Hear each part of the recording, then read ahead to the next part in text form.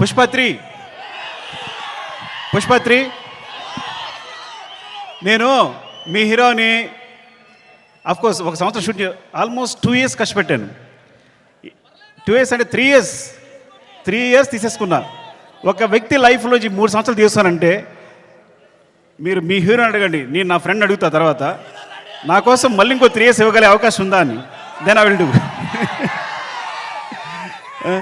Sorry darling, నీ prime time అంతా లాగేసుకున్నాను ఈ రోజున. అండ్ సో అంటే ఇంకా తప్పదు, నేను అందరి గురించి మాట్లాడలేకపోతున్నాను ఇప్పుడు. అండ్ మై ప్రొడ్యూసర్స్, అంటే సినిమా అనేది ఇప్పుడు నేను టెండూల్కర్ ఫ్యాన్ని. టెండూల్కర్ ఫస్ట్ క్లాస్ మ్యాచ్ ఆడుతున్నప్పుడు ఎవరు జనాలు లేరు స్టేడియంలో. అదే T20 వన్ డే మ్యాచ్ ఆడుతున్నప్పుడు అందరూ ఉన్నారు. సో అలాంటి ప్లాట్ఫామ్ క్రియేట్ చేస్తారు మా producers. One day match, T20 match and platform create చేస్తారు. సో దాంట్లో మేమందరం మంచి ప్లేయర్స్గా ఆడగలం. So thank you so much. Main Ravi garu, Naveen గారు, అసలు మీ గ్రోత్ అనేది ఎంత బాగుందంటే, ఎంత అందంగా ఉంది అంటే నేను చాలా ఆనందపడుతుంటాను లోపల. Thank you so much sir. ఇంకొకసారి అవకాశం వచ్చిన మాట్లాడతాను, ఏమనుకోవద్దు. అండ్ చెర్రీ గారు, అసలు పుష్ప1, పుష్ప2 2 parts అవడం కారణం చెర్రీ గారు.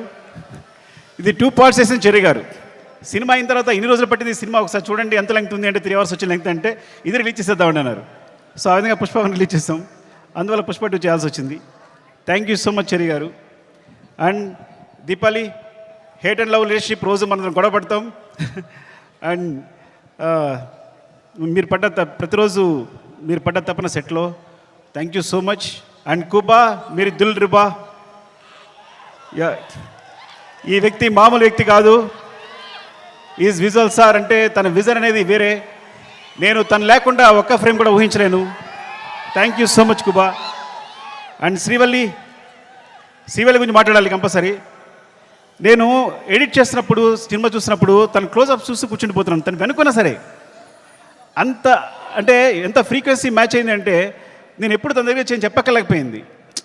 అంటే తను నేనేం చెప్పినా వెంటనే తను నేను చెప్తుంది వీళ్ళు చేసేస్తుంది అంతే తప్ప మా ఇద్దరు డిస్కషన్ లేదు ఇప్పుడు కూడా. అంత ఫ్రీక్వెన్సీ మ్యాచ్ ఉంది.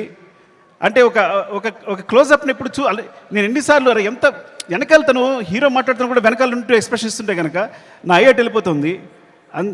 మొన్న గర్ల్ ఫ్రెండ్ టీజర్ చూశాను నేను, రాహుల్ చూపించాడు, అందులోని క్లోజప్సే.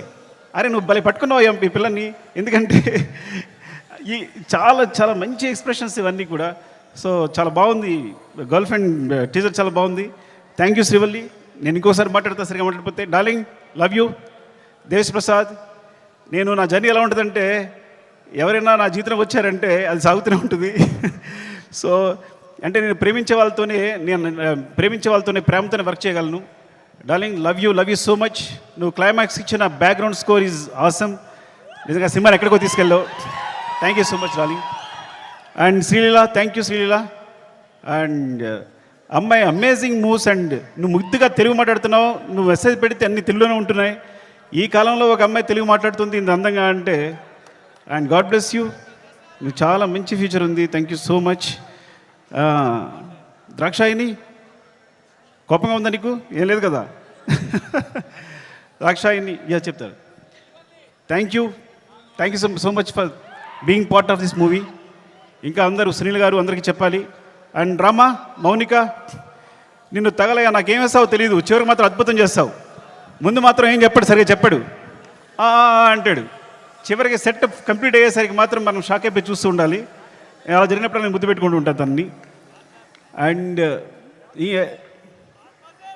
నవీన్, ఎడిటర్ నవీన్, అంటే లాస్ట్ మూమెంట్లో ఇవన్నీ కంటిన్యూస్గా చూస్తూ వీళ్ళందరూ గురించి మాట్లాడాలి. రాజకిషన్ గారు, రసూల్, ఇప్పుడు అందరూ చేసిన వాళ్ళు, అండ్ మా టెక్నీషియన్స్ ముఖ్యంగా.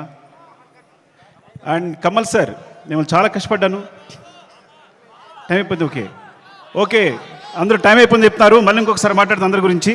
Thank you so much. Love you.